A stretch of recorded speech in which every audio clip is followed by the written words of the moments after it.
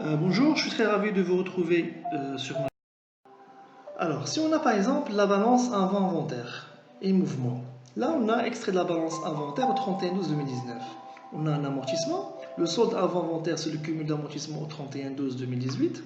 Alors le mouvement c'est le compte en T. Quand est-ce qu'on trouve l'amortissement débité? C'est dans deux cas, soit dans le cas d'un retrait, c'est-à-dire que l'IMO non-valeur est totalement amorti, donc le cumul égale VO, soit dans le cas de la sortie d'une session. Et là, on trouve la dotation de 2019. Alors, toujours là, on a une autre balance. On a solde avant-inventaire et les mouvements. Donc, au niveau concernant le stock, toujours on trouve le SI et la provision sur le SI. Mais ici, on n'a pas le stock, mais on a la variation de stock. Et on sait très bien que la variation de stock au niveau du solde avant-inventaire, c'est le SI, mais il est déjà annulé. Et donc là, c'est la provision ancienne. Au niveau de mouvement, on vous demande de trouver le montant de la marchandise, c'est-à-dire que le SC, là on trouve le SF. Pourquoi? Parce qu'au niveau, comment on présente le compte stock, donc ici il est déjà annulé et le SF il est crédité. Donc là, puisqu'on sait très bien que le SI est déjà annulé, parce que donc ils ont demandé que le débit, et le SF, donc LSF a constaté. Donc là c'est le solde il est débiteur avec le SF. Alors, au niveau de la provision, il nous demande, donc là, comment on présente le compte stock, provision de stock, donc la provision ancienne, elle est annulée, et la provision nouvelle, elle est constatée, et là, on calcule le solde et les créditeurs. Et le solde créditeur, qu'on le met au niveau de la balance après inventaire. Donc ici, au niveau de mouvement, ce qu'on vous demande, c'est retrouver la provision N-1 qui est 61 170. Alors, la variation de stock, là, on sait très bien, là, c'est le SI, et là, c'est le SF. Ok, donc là on va calculer SF moins SI pour voir solde débiteur, soit des stockages, soit solde créditeur, c'est un stockage. Ok, et donc là 720 500 c'est le SF, donc là ce qu'on cherche c'est le SF. On a une autre balance, extrait de la balance, donc là on a avant inventaire, ok, on a après inventaire. Là, au niveau de l'après-inventaire, ça c'est le SF. Là, c'est la provision nouvelle. Donc, on va constater le SF et la provision nouvelle. Et là, les achats pour calculer les achats revendus de marchandises. On prend les deux achats, moins la variation, de stock. Donc, ici, attention, c'est moins, parce que c'est le solde débiteur. Donc, c'est positif, moins les RRR obtenus. Alors, toujours au niveau des. Alors là, qu'est-ce qu'on a? On a au niveau de l'amortissement, balance avant-inventaire. On a solde avant-inventaire, donc là c'est la VO, ok, et là c'est le cumul d'amortissement au 31/12/2018, parce que là on est dans extrait de la balance au 31/12/2019 et la balance avant-inventaire c'est toujours 2018. Là c'est le cumul d'amortissement, et là au niveau de la balance après-inventaire, donc la VO reste la même, et 60 000 c'est le cumul d'amortissement au 31/12 au 31/12/2019. Et donc la différence, d'accord, la différence c'est la dotation. C'est la dotation, d'accord? C'est la dotation en 2019. Parce que là, on a le cumul d'amortissement 31/12/2018 et là, on a le cumul d'amortissement 31/12/2019.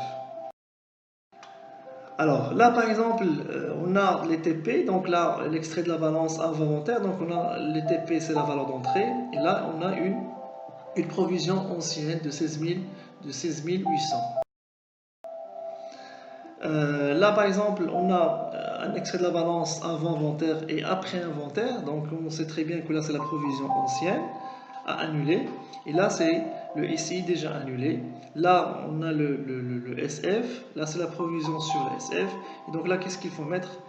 La variation de stock. C'est le SF moins le SI pour trouver la variation. Donc là, c'est un solde débiteur, c'est négatif. Alors, au niveau des provisions pour risques et charges, c'est la même chose. La balance inventaire, c'est la provision de 2018. Donc là, on n'a pas de provision en 2019, donc il faut annuler cette provision. Et là, on a la provision de 2018 et la provision de 2019. Et là, on doit constater une dotation. Alors, les comptes schématiques, au niveau des stocks, donc voilà, donc si par exemple on vous donne un extrait au 31/12/2019, donc on sait très bien que les 489 000 c'est le SI, 625 000 c'est le SF, et SF moins SI, donc la solde créditeur, 230, donc la signification c'est un stockage, et là par exemple Au niveau des écritures, donc on a le SI déjà annulé, il faut constater le SF. La même chose, voilà, c'est la même chose ici. 420 000, c'est 410 000, c'est le SI, 530 000, c'est le SF. Donc là, il faut constater que le SF et le SI déjà annulé. Et là, c'est un stock créditeur, c'est un stockage. Là, on a provision, donc on peut vous demander soit d'établir un compte schématique, soit on vous donne un compte schématique et là, vous comptabilisez. Donc on a 82 000, c'est la provision ancienne et 20 000, c'est la provision nouvelle. Donc là, on va annuler 82 000 et constater 20 000.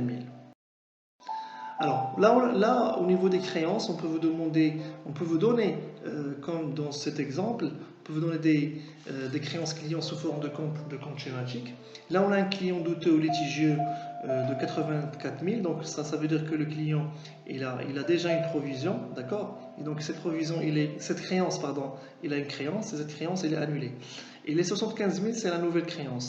Et là, on a deux informations, c'est douteux depuis est déclaré insolvable. Donc 84 000, c'est une créance CTC de qui? De Saïd.